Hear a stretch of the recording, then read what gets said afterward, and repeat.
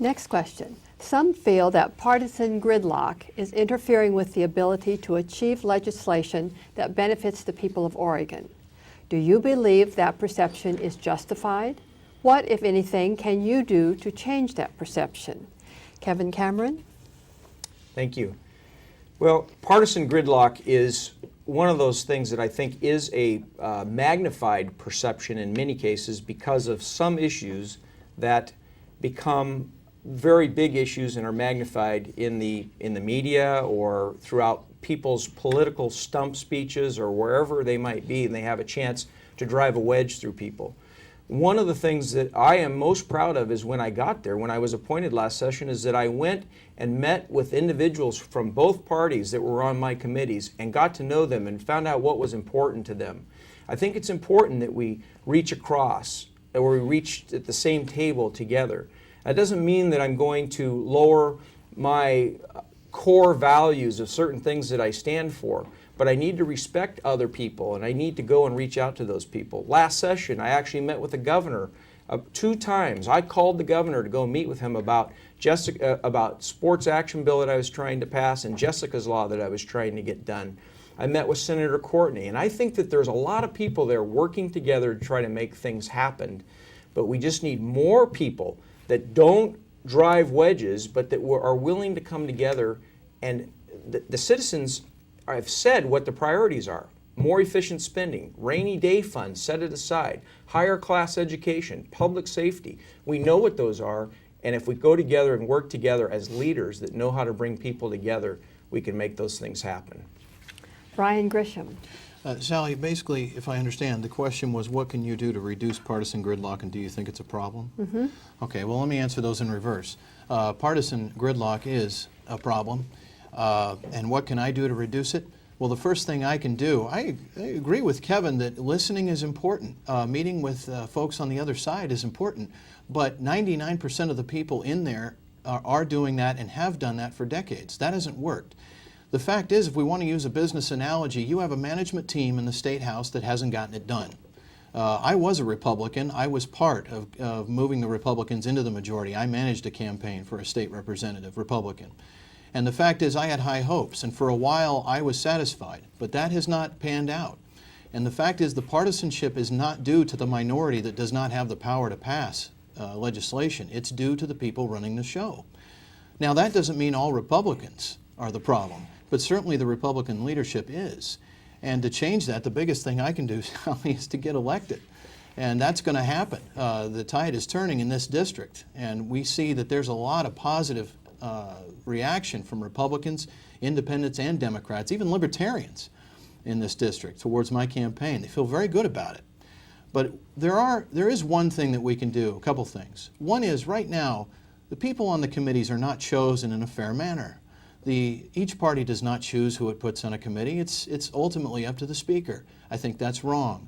The Speaker earlier tried to politicize the Chief Clerk's office. I think that's wrong. And I think it's wrong for the Democrats to do it as well. And I think there needs to be change from the Democratic and Republican leadership. And I think more moderates like me, who are able to work with people across the board, can do that. Thank you. Next question. What is your vision for education in Oregon? What, if any, changes would you advocate? Brian Grisham? Could you repeat that question? Yes. What is your vision for education in Oregon? What, if any, changes would you advocate? The vision is simple in education, doing it better with less. The vision should always be that we are trying to prepare our students to compete not only on the Oregon market, on the national market, but on the world market. We should have students that are comparable to Japan, to European countries, to other countries. We're getting socked in the gut by countries like India, who have systems there that are government subsidized that produce incredible engineering students that are coming over here and taking those jobs. And of course, they deserve it if they're going to be that much more qualified. But the problem is we need to be training as well. Bill Gates, Phil Knight, other business leaders have talked about this, and what we need to do is have an audit, first and foremost, of our educational budget. Hasn't happened. Hasn't happened. And we need to do that. And not just an audit, but something that I hear Kevin talking about a little bit, and I'm glad he's embracing some of these ideas about performance audits and cost studies and performance measures. These are things that will show us where we are now, where we can be, and can measure accordingly, and can drive us toward those things. We have a new superintendent of education in the Salem-Keizer School District who believes in the same thing, and I'm excited about how I'll be able to help her and the Salem-Keizer School District and all the districts of Oregon find those efficiencies and do it better. Kevin Cameron. Thank you.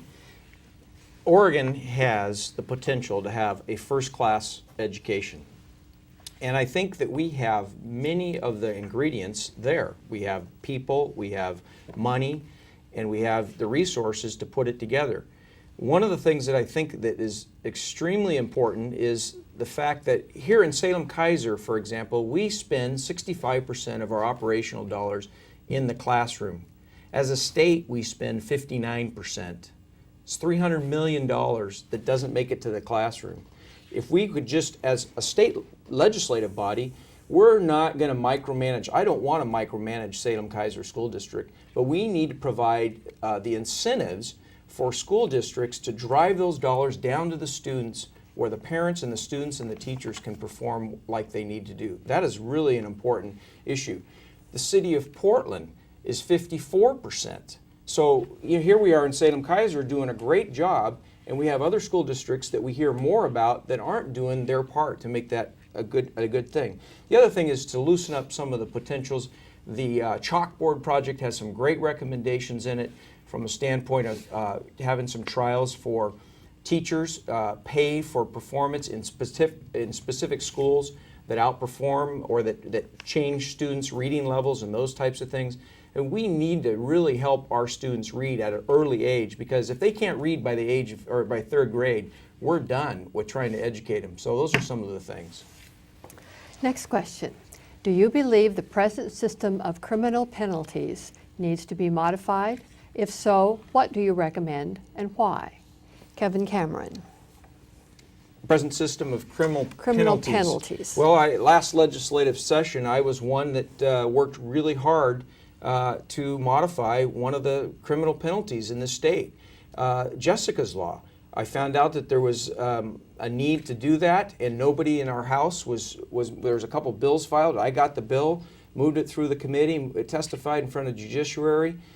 We passed that bill, which changed the sentence from people who do terrible things to children under 12 years old.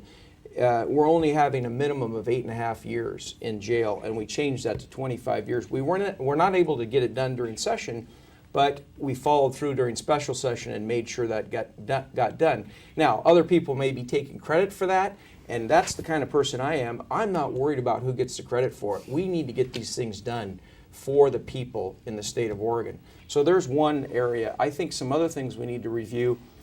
We have a DNA backlog in the state of Oregon in our prison system, and a measly $600,000 funding that DNA backlog would solve a lot of crimes in here. So I think it's not only just the criminal justice system and the penalties, but it's even before they get there. We need better education and we need better jobs, and if we can do those things at a younger age and have a great livability, we'll have less crime and we'll have less people that'll be going to prison. But when they do the things that are wrong, we need to make sure that they pay for those things.